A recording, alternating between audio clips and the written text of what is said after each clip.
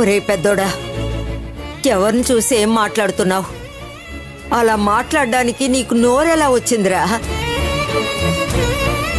మా నాన్నకి మోసం చేయడం రాదు.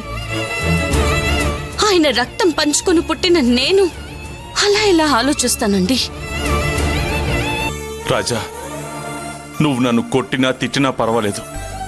ఇప్పుడు నేను నీతో మాట్లాడాలరా. నాకు నీ ఆవేదన అర్థమవుతుంది.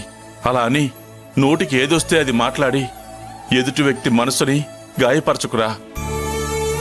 ఆ గాయం జీవితాంతం ఆరదురా. చూడు రాజా, అక్షయ ఈ ఇంటి మహాలక్ష్మి. తనతో కన్నీళ్లు పెట్టించడం మనెవ్వరికీ అంత మంచిది కాదురా.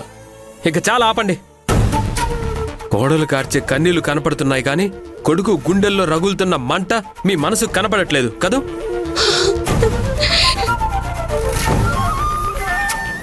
నేను అడిగిన పత్రాలు తీసుకొచ్చి నా చేతిలో పెట్టుంటే నేనెందుకు కోపడతాను? నాకెప్పుడు పత్రాలు కావాలి. అవి తీసుకెళ్లి డబ్బు తీసుకొచ్చి రేపా కుబేరస్వామి మొహాన కొట్టాలి. ఇందాకతను ఫోన్లో మాట్లాడిన మాటలు మీరు విన్నారు కదా. అక్షయ పత్రాలు తీసుకొచ్చుంటుందన్న నమ్మకంతో రేపు సాయంత్రం ఖచ్చితంగా ఇస్తానని మీ ముందే చెప్పాను. ఇప్పుడు నన్ను ఏం చేయమంటారో చెప్పండి. అక్షయ, నాకు వేరే దారి లేదు. పద, ఇప్పుడే మీ ఇంటికెళ్ళి ఆ పత్రాలు తీసుకొద్దాం. పద. దయచేసి అర్థం చేసుకోండి. ఆ పత్రాలు మా అమ్మ ఇవ్వదండి, ఇవ్వదు. మా నాన్న చచ్చిపోయినా పర్లేదు, నేను ఇవ్వనంటే ఇవ్వనని వాదిస్తున్నా అలాంటి ఆవిడతో ఆ పత్రాలు ఎలా తీసుకురమ్మంటారు? డబ్బు కోసం నేను నాన్న తిరగని చోటంటూ లేదు. తెలిసిన వాళ్ళందరినీ అడిగేశాం, బతిమాలుకున్నాం, కానీ ఏ ఒక్కరూ సాయం చేయలేదు.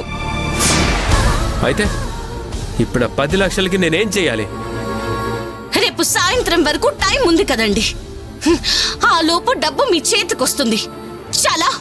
ఆ మోహన్ రామ్ మా నాన్నని మోసం చేసినట్టు నువ్వు మీ నాన్న నన్ను మోసం చేయరు కదా?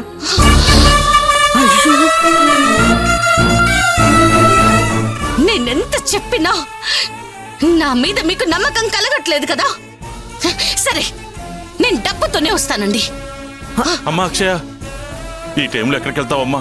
తెలీదు, కానీ డబ్బు తీసుకురాకుండా నేను ఇంట్లో అడుగు పెట్టను. అమ్మా అక్షయ, అక్షయ, అమ్మా అక్షయ. అన్నయ్య, అన్నయ్య ప్లీజ్ అన్నయ్య, వదిన ఇంట్లోకి రమ్మని చెప్పు. ఈ టైంలో వదిన బయటకు వెళ్ళడం అంత సేఫ్ కాదన్నయ్య. నువ్వు మరీ అంత ఫీల్ అవ్వకు. మీ వదిన ఎక్కడికి వెళ్ళదులే. నేరుగా వాళ్ళ నాన్న దగ్గరికి వెళ్ళి రేపు పొద్దున్నే పత్రాలు తీసుకొని మళ్ళీ ఇక్కడికే వస్తుంది.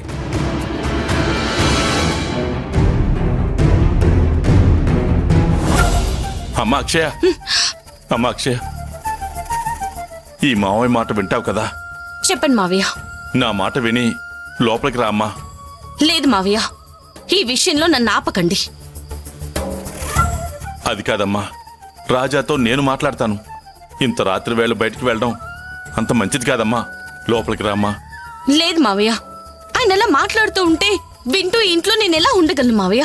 అమ్మా, నీకు రాజా గురించి, ఇప్పుడు వాడున్న పరిస్థితి గురించి బాగా తెలుసు. అలాంటిది నువ్వే ఇలా మాట్లాడొచ్చా చెప్పు? తెలుసు మావయ్య, కానీ ఆయన నా గురించి, నా పరిస్థితి గురించి అంతా తెలిసి ఇలా మాట్లాడుతుంటే తట్టుకోలేకపోతున్నాను. నన్ను మా నాన్నని మోసగాలన్నట్టు మాట్లాడుతున్నారు. నేను అర్థం చేసుకోగలనమ్మా, కానీ ఈ టైంలో నువ్వు ఇంటికి వెళ్తే నిజం తెలిసి నా స్నేహితుడు ప్రకాశం తట్టుకోలేడమ్మా. అది నేను చూసుకుంటాను మావయ్య. నేను ఇక్కడ ఉంటే ఆయన మళ్ళీ మా నాన్న గురించి ఇష్టం వచ్చినట్టు మాట్లాడతారు. అది నేను తట్టుకోలేను. కోపంలో నేను కూడా ఏదో ఒకటి మాట్లాడాల్సి వస్తుంది. ఇక్కడే ఉండి ఆయనతో గొడవ పడ్డం కంటే వెళ్ళి డబ్బు కోసం ప్రయత్నిస్తాను. వెళ్ళొస్తాను మావయ్య, నన్ను ఆపకండి. అమ్మా అక్షయ,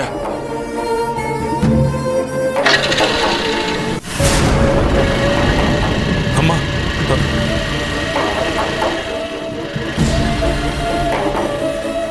అక్షయ, అక్షయ, అక్షయ ఈ టైంలో ఎక్కడికి వెళ్తుంది?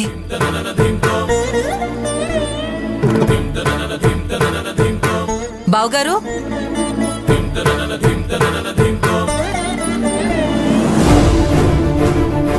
బావగారు ఈ టైంలో అక్షయ్య ఒంటరిగా ఎక్కడికి వెళ్తుంది? ఏమైంది బావగారు? ఏం చెప్పమంటావమ్మా?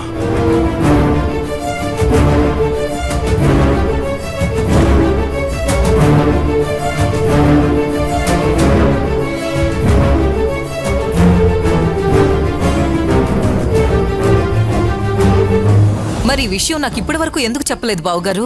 చెప్పి నిన్ను కూడా బాధ పెట్టడం ఇష్టం లేక చెప్పలేదమ్మా. ఏంటి బావగారు మీరు?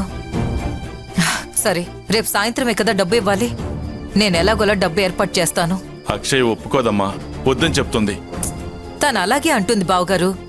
ఎలాగైనా మనం డబ్బు ఏర్పాటు చేసి రాజాని అక్షయ్ని ఈ సమస్య నుండి బయటపడేయాలి. అలాగే మంజుల, మనం ఏదో ఒకటి చేద్దాం. సరే బావగారు, నేను వెళ్ళొస్తాను. మంచిదమ్మా.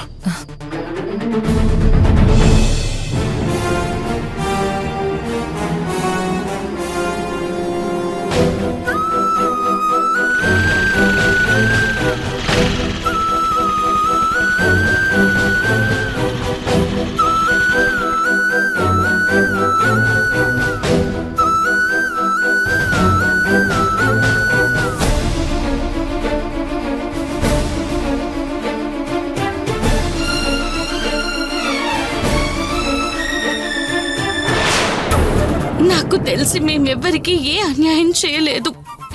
మరి మమ్మల్ని ఎందుకు ఇలా పరీక్షిస్తున్నావు? మంచోళ్ళనే భగవంతుడు పరీక్షిస్తాడు అంటారు. అది నిరూపించుకోవడానికి ఇలా చేస్తున్నావా? మమ్మల్ని నాశనం చేయడానికి చూస్తున్న వాళ్ళకి నువ్వు అండగా ఉంటున్నావా? చెప్పు. మా నాన్న నేను సంతోషంగా ఉండాలని కోరుకున్నాడు. నేను మా నాన్న ప్రశాంతంగా బతకాలని కోరుకుంటున్నాను. అలా కోరుకున్నందుకు మాకింత పెద్ద శిక్ష వేస్తావా? నా పెళ్లి అందరూ మెచ్చేలా చేయాలని, నేను సంతోషంగా ఉండాలని ఎంతో కష్టపడి నా పెళ్లి ఘనంగా జరిపించాడు. కానీ ఇప్పుడు నా జీవితం ఎలా ఉందో నువ్వు చూస్తున్నావు కదా. త్రిశంకు స్వర్గం అంటారు కదా, ఇప్పుడు నా జీవితం అలాగే ఉంది. మెట్టినింట్లోకి వెళ్ళలేక, అటు పుట్టింటికి వెళ్ళలేక రోడ్డు మీదకొచ్చి ఇదిగో ఇప్పుడు నీ గుడి ముందు నించున్నాను. ఇప్పుడు నేను ఎక్కడికి వెళ్ళాలి? నువ్వే నాకొక దారి చూపించాలి. అంతవరకు నేను ఇక్కడే ఉంటాను.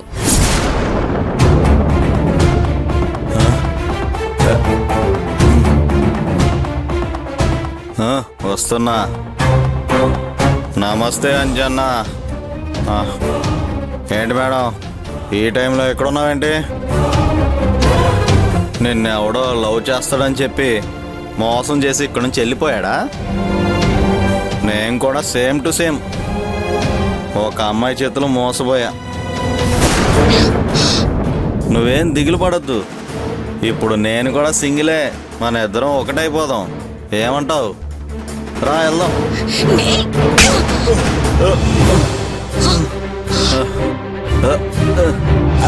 అమ్మా, ఎంత గట్టికి కొట్టిందేంటి రా?